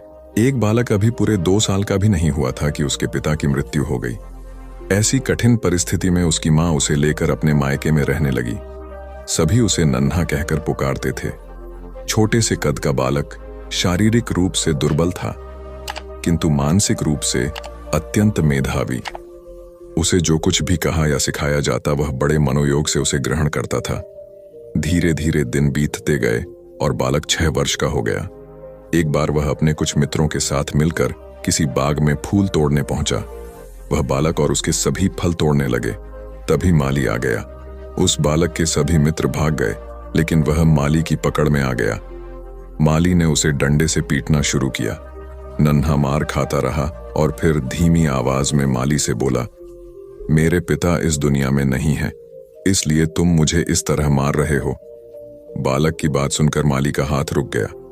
माली शांत होकर बोला, बेटा, तुम्हारे पिता के न होने से तुम्हारी जिम्मेवारी और अधिक बढ़ जाती है कि तुम कोई गलत काम नहीं करो। यह सुनकर नन्हा बालक फूट फूट कर रो पड़ा और फिर कभी गलत काम न करने का संकल्प लिया। यही नन्हा बालक बड़ा होकर लाल बहादुर शास्त्री के नाम से विख्यात हुआ और प्रधानमंत्री के रूप में अपने गुण व व्यवहार से सर्वत्र प्रशंसा पाई। कथा का सार यह है कि माँ बाप के अमूल्य मार्गदर्शन के अभाव की स्थिति में और अधिक जिम्मेदार बनकर आत्मविकास करना चाहिए। 19वीं शताब्दी का एक प्रसंग है। मेदिनीपुर जिले के वीर सिंह नामक गांव में एक माँ अपने पुत्र के साथ रहती थी। माँ का रहन सहन अत्यंत सादा था और विचार अति उच्च। अपने पुत्र को वह सदा सुसंस्कारों की शिक्षा देती थी। पुत्र भी माँ का आज्ञाकारी था। माँ बहुत संघर्ष कर पुत्र का पालन पोषण कर रही थी। पुत्र अपनी माँ के कष्टों को देखता समझता था और इसी वजह से उसके मन में यह भावना थी कि बड़ा होकर अपनी माँ को सभी प्रकार के सुख दूं। एक दिन पुत्र ने माँ से कहा, मेरी बहुत इच्छा है कि तुम्हारे लिए कुछ गहने बनवाऊं, तुम्हारे पास एक भी गहना नहीं है। ये सुनकर माँ बोली, बेटा, मुझे बहुत दिनों से 3 प्रकार के गहनों की इच्छा है। पुत्र ने पूछा, वे कौन से गहने हैं? माँ ने उत्तर दिया, बेटा, इस गांव में स्कूल नहीं है, तुम एक अच्छा स्कूल बनवाना, एक दवाखाना खुलवाना, गरीब और अनाथ बच्चों के रहने और भोजन की व्यवस्था करवाना, यही मेरे लिए गहनों के समान होगा। माँ की बात सुनकर पुत्र रो पड़ा। वह पुत्र था पंडित ईश्वर चंद्र विद्यासागर और माँ थी भगवती देवी। वीर सिंह गांव में इस पुत्र द्वारा स्थापित किया हुआ भगवती विद्यालय आज भी उन अमूल्य गहनों की कथा सुना रहा है। कथा का सार यह है कि स्वयं की सज्जा से अधिक समाज को संवारने की कामना ही मनुष्य को मनुष्यत्व प्रदान करती है और ऐसी मनुष्यता से भरा समाज एक सुसंस्कृत राष्ट्र की परिकल्पना को साकार करता है। एक महात्मा बड़े ज्ञानी थे। वे प्रायः अपने शिष्यों को रामायण, महाभारत और गीता ग्रंथों की अच्छी बातें बताकर उन्हें आचरण में उतारने का आग्रह करते थे।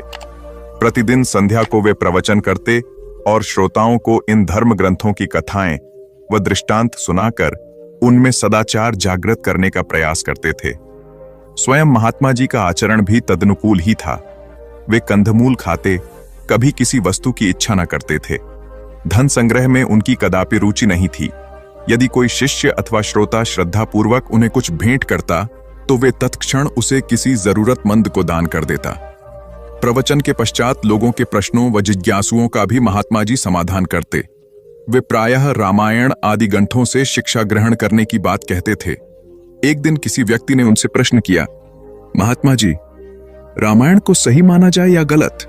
उन्होंने उत्तर दिया, वत्स, जब रामायण की रचना हुई थी तब मैं नहीं था। राम जी वन में विचरण कर रहे थे, तब भी मेरा अता पता नहीं था, इसलिए मैं नहीं बता सकता कि रामायण सही है या गलत।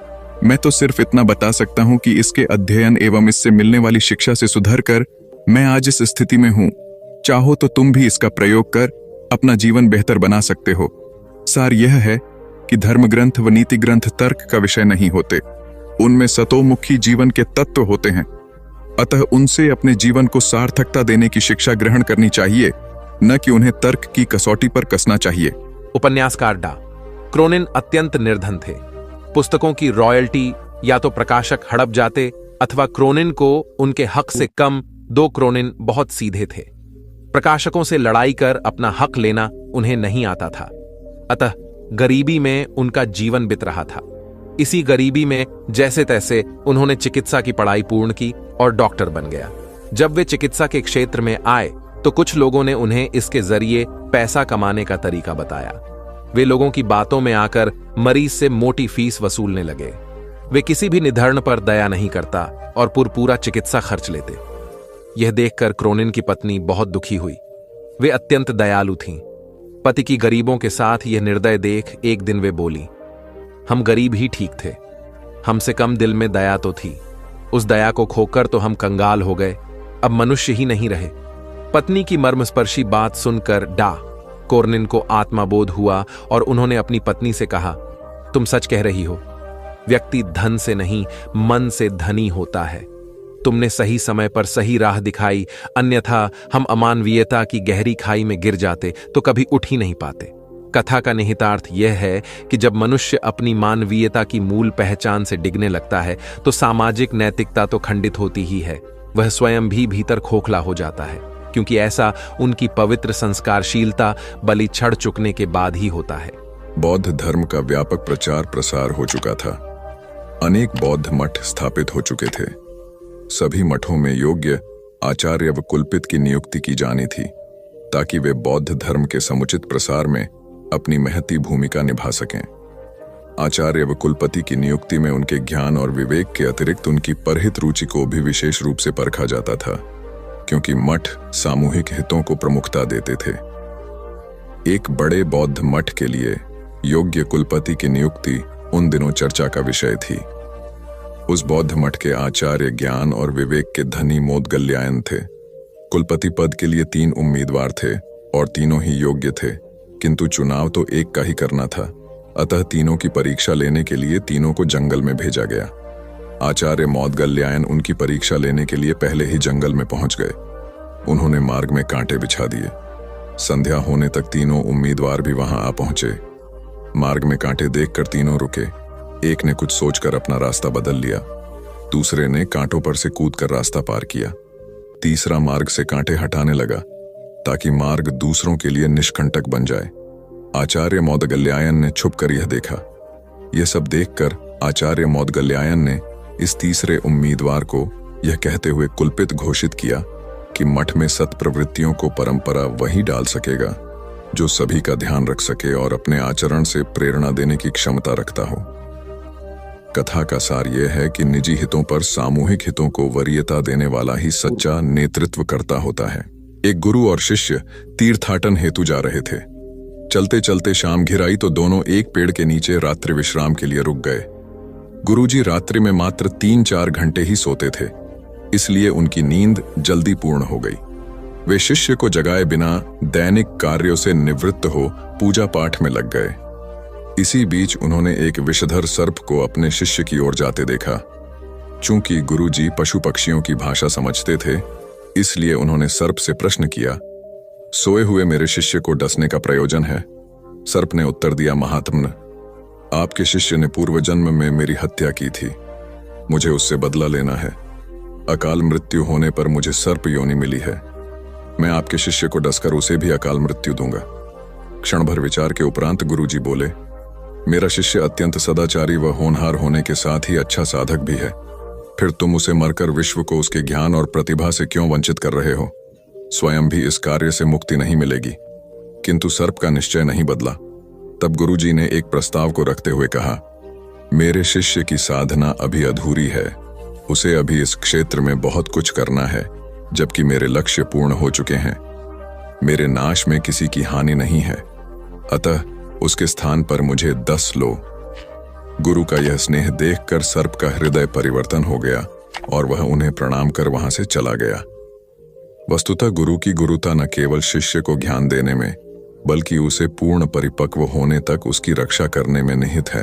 स्वामी विवेकानंद के प्रवचन ज्ञान युक्त और तर्क आधारित होते थे। ज्ञान, भक्ति और कर्म विषयक जटिल से जटिल प्रश्नों का समाधान स्वामी जी अपनी सहज मेघा से कर देते थे। जिज्ञासुओं का जमावड़ा उनके आसपास हमेशा लगा रहता था। प्रवचन के दौरान या प्रवचन समाप्ति के उपरांत भी कई बार ऐसा होता था कि जिज्ञासुओं की ओर से प्रश्न आते रहते और स्वामी जी उन प्रश्नों का संतुष्टिजनक उत्तर देते। एक बार स्वामी जी अपने प्रवचन में भगवान के नाम की महत्ता बता रहे थे। यह सुनकर एक व्यक्ति ने तर्क दिया, शब्दों में क्या रखा है स्वामी जी? उन्हें रटने से क्या लाभ होगा? तब स्वामी जी उसे प्रमाण सहित समझाने के उद्देश्य से नीच, जाहिल, मूर्ख आदि अपशब्दों से संबोधित किया। यह सुनकर वह अत्यंत क्रोधित हो गया और कहने लगा, आप जैसे सन्यासी के मुंह से ऐसे शब्द शोभा नहीं देते। आपके इन कुवचनों से मुंह बहुत आघात पहुंचा है। तब स्वामी जी बोले, भाई, वे तो शब्द मात्र थे। आपने ही कहा कि शब्दों में क्या रखा है। मैंने भी तो आपको मात्र शब्द ही कहे, कोई पत्थर तो नहीं मारे। स्वामी जी की बात सुनकर उस व्यक्ति को अपने प्रश्न का जवाब मिल गया कि अब शब्द क्रोध का सकते हैं तो प्रिय वचन भी आशीर्वाद और कृपा दिला सकते हैं। वस्तुतः शब्द की महिमा अपरंपार है। अप्रिय वाणी मर्मभेदी होती है और मधुर वाणी मरहम का काम करती है। इसलिए प्रथम स्थिति में अपयश और दूसरी स्थिति में सम्मान व शुभाशीष मिलती है। एक जंगल में 3 दोस्त बड़े आनंद से रहते थे, कछुआ, हिरण और कौआ। जंगल में सभी प्रकार के प्राणी और पक्षी भी रहते थे, लेकिन उनके जैसा कोई न था। एक दिन हिरणी बोली, अरे वही बैठे बैठे मैं बोर हो गई हूं। चलिए कोई ऐसा खेल खेलते हैं जिसमें सभी को मजा आ जाए। कछुआ और कौआ बोला, हाँ दोस्तों, वही बैठे बैठे का खेल खेलकर बोर हो चुके हैं, अब कुछ नया खेल खेलेंगे। कौवे को हिरण बोली, ठीक है, तो तुम एक बड़े से पेड़ पर बैठकर आंखें बंद करके 10 तक गिनती करो और हम दोनों छुपेंगे। उसके बाद तुम हमें ढूंढना। ढूंढने पर जो भी पहला मित्र दिखेगा वो तुम्हारी जगह पर 10 तक गिनती करेगा और तुम छुप जाना। कौआ गिनती करने लगा, हिरण और कछुआ छुपने लगे। इसी तरह खेल चलता रहा।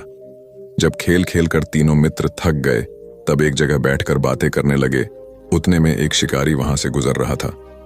तभी उसकी नजर हिरण, कौआ और कछुए पर पड़ी। शिकारी ने जैसे ही तीनों मित्रों को देखा उन्हें पकड़ने के लिए दौड़ा। खतरे का आभास होते ही हिरण और कौआ रफू चक्कर हो गए, यानी कि वहां से भाग गए। कछुए को आभास हुआ, परंतु कछुए की चाल धीरे होने के कारण शिकारी के हाथ लग गया और शिकारी उसे अपने कपड़े में बांधकर ले जाने लगा। शिकारी मन ही मन खुश हो गया।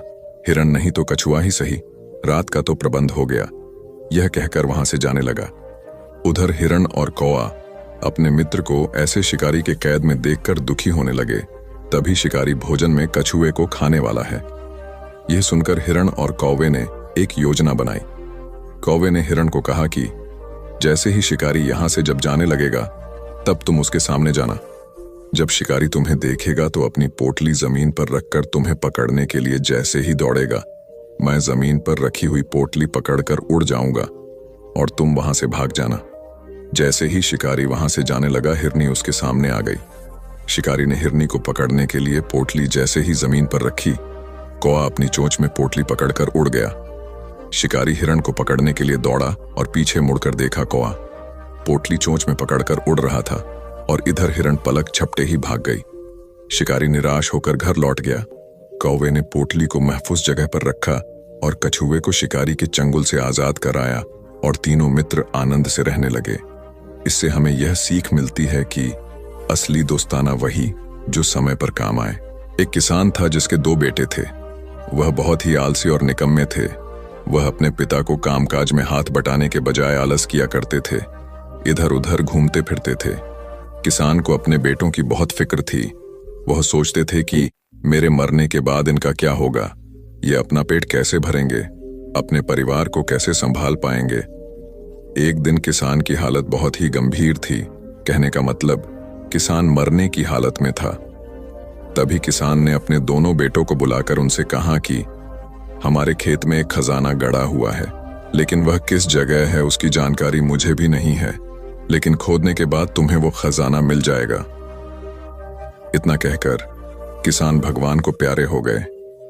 खजाने की खबर सुनकर दोनों बेटों के मन में लालच आ गया और वो दोनों खेत पर चले गए और खेत को खोदने लगे।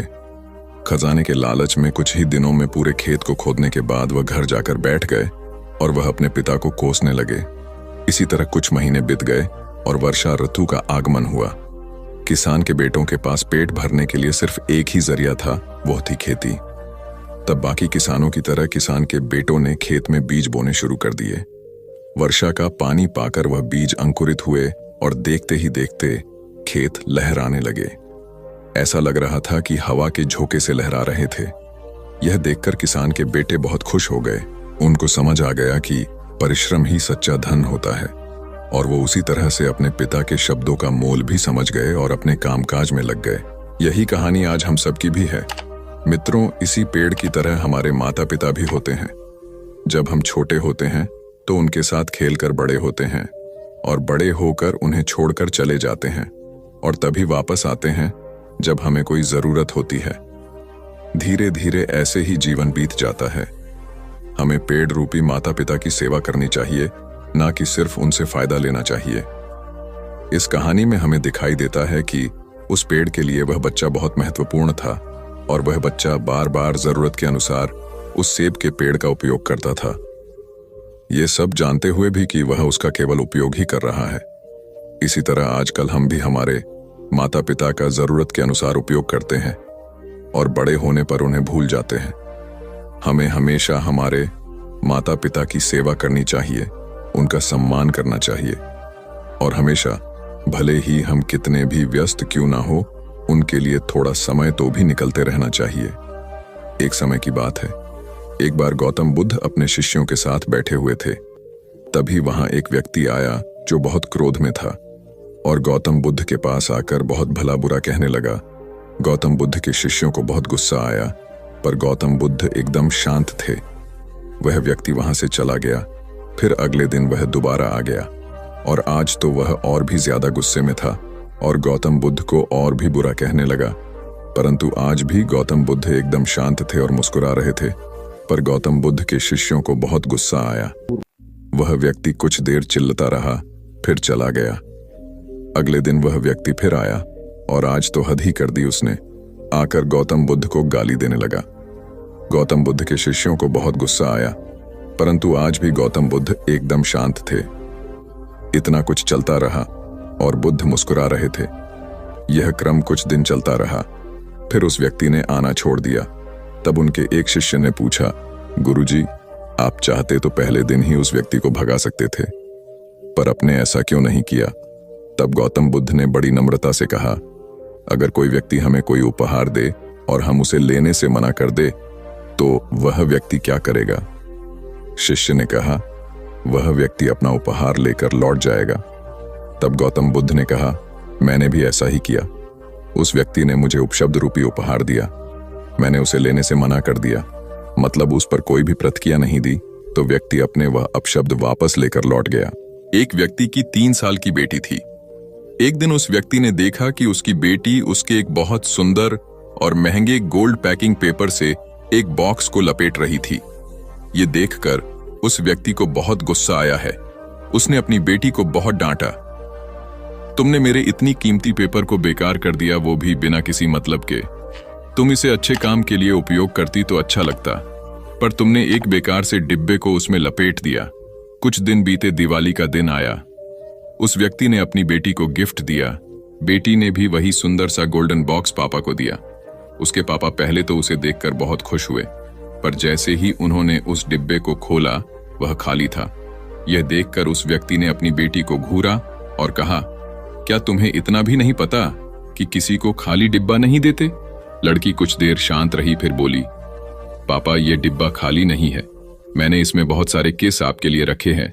कभी कभी आप जल्दी ऑफिस चले जाते हैं और मैं सोती रह जाती हूं, तो आप इसमें से एक किस ले जा सकते हैं। बेटी की बात सुनकर उस व्यक्ति की आंख भर आई। एक गांव में एक लड़का रहता था। उसके घर की आर्थिक स्थिति ठीक नहीं थी। उसके मन में विचार आया, किसी बड़े शहर में जाकर वह नौकरी करे। वह कलकत्ता गया और नौकरी ढूंढने लगा। बहुत खोज के बाद उसे एक सेठ के घर में नौकरी मिल गई। नौकरी 6 आने रोज की थी। काम था, सेठ को रोज 6 घंटे अखबार और किताब पढ़कर सुनाना। लड़के को नौकरी की जरूरत थी, तो उसने वह नौकरी स्वीकार कर ली। एक दिन की बात है, लड़के को दुकान के कोने में 100 के 8 नोट पड़े मिले। उसने चुपचाप उन्हें अखबार और किताबों से ढक दिया। दूसरे दिन रुपयों की खोजबीन हुई। लड़का सुबह जब दुकान पर आया तो उससे पूछा गया। लड़के ने तुरंत ही प्रसन्नता से रुपये निकालकर ग्राहक को दे दिए। वह बहुत ही खुश हुआ। लड़के के ईमानदारी से सबको बहुत प्रसन्नता हुई। सेठ भी लड़के से बहुत खुश हुआ। सेठ ने लड़के को पुरस्कार देना चाहा तो लड़के ने लेने से मना कर दिया। लड़के ने कहा, सेठ जी, मैं आगे पढ़ना चाहता हूं, पर पैसों के अभाव में पढ़ नहीं पा रहा, आप कुछ सहायता कर दें। सेठ ने लड़के की पढ़ाई का प्रबंध कर दिया। लड़का बहुत मेहनत से पढ़ता गया। यही लड़का आगे चलकर बहुत बड़ा साहित्यकार बना। इसका नाम था राम नरेश त्रिपाठी। हिंदी साहित्य में इनका बहुत बड़ा योगदान है। एक रोटी की कीमत। रोटी की कीमत क्यों बढ़ेगी? एक बनिया था, 5 रुपए की एक रोटी बेचता था। उसे रोटी की कीमत बढ़ानी थी, लेकिन बिना राजा की अनुमति कोई भी अपने दाम नहीं बढ़ा सकता था। लिहाजा राजा के पास बनिया पहुंचा। बोला, राजा जी, मुझे रोटी का दाम 10 करना है। राजा बोला, तुम 10 नहीं 30 रुपए करो। बनिया बोला, महाराज, इससे तो हाहाकार मच जाएगा। राजा बोला, इसकी चिंता तुम मत करो, तुम 10 रुपए दाम कर दोगे तो मेरे राजा होने का क्या फायदा? तुम अपना फायदा देखो और 30 रुपए दाम कर दो। अगले दिन बनिए ने रोटी का दाम बढ़ाकर 30 रुपए कर दिया। शहर में हाहाकार मच गया। तभी सभी जनता राजा के पास पहुंचे। बोले, महाराज, ये बनिया अत्याचार कर रहा है, 5 की रोटी 30 में बेच रहा है। राजा ने अपने सिपाहियों को बोला, उस गुस्ताख बनिए को मेरे दरबार में पेश करो। बनिया जैसे ही दरबार में पहुंचा, राजा ने गुस्से में कहा, गुस्ताख, तेरी ये मजाल, तूने बिना मुझसे पूछे कैसे दाम बढ़ा दिया? ये जनता मेरी है, तू इन्हें भूखा मारना चाहता है। राजा ने बनिए को आदेश दिया, तुम रोटी कल से आधे दाम में बेचोगे, नहीं तो तुम्हारा सर कलम कर दिया जाएगा। राजा का आदेश सुनते ही पूरी जनता ने जोर से बोला, महाराज की जय हो, महाराज की जय हो, महाराज की जय हो। नतीजा सुनिए। अगले दिन से 5 की रोटी 15 में बिकने लगी। अब जनता भी खुश, बनिया भी खुश और राजा भी खुश। एक बार की बात है, यूनानी राजा मिडास था। वह बहुत अमीर था और उसके पास बहुत सारा सोना था। उसकी एक बेटी थी जिसे वह बहुत प्यार करता था। एक दिन मिडास को एक फरिश्ता मिला जिसे मदद की जरूरत थी। उसने उसकी मदद की और बदले में वह एक इच्छा देने को तैयार हो गई। मिडास की इच्छा थी कि वह जिस चीज को छुए वह सोना बन जाए। उनकी इच्छा दी गई थी। अपने घर के रास्ते में उसने चट्टानों और पौधों को छुआ और वे सोने में बदल गए। जैसे ही वह घर पहुंचा, उत्साह में उसने अपनी बेटी को गले से लगा लिया, जो सोने में बदल गई थी। मिडास तबाह हो गया था और उसने अपना दोस्तों, आपने आज के इस वीडियो से क्या सीखा वह मुझे आप कमेंट में बता सकते हैं। इसी के साथ में उम्मीद है कि आपको आज की वीडियो पसंद आई होगी। तो इस वीडियो को उस इंसान को शेयर करें जिससे यह कहानी सुनने की जरूरत है और उसी के ठीक बाद चैनल को सब्सक्राइब करें। तो चलिए फिर मिलते हैं ऐसी एक और नई वीडियो में एक नए मैसेज के साथ। तब तक के लिए अपना ख्याल रखें। धन्यवाद।